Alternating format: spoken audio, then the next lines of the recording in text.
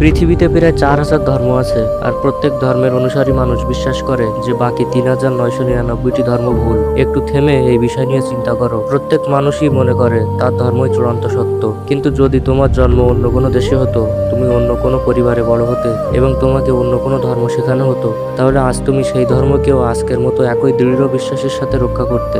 বিশ্বাস অনেক সময় অনুসন্ধানের ফল নয়, বেশিরভাগ ক্ষেত্রে এটি উত্তরাধিকার সূত্রে প্রাপ্ত। তুমি 4,000 ধর্মের তুলনা করে নিজের ধর্ম বেছে নাওনি। তোমাকে একটি ধর্ম দেওয়া হয়েছে, আর সেটিকে সত্য হিসাবে মানতে শেখানো হয়েছে সেই বয়সের আগেই, যখন তুমি প্রশ্ন করতেও শেখোনি।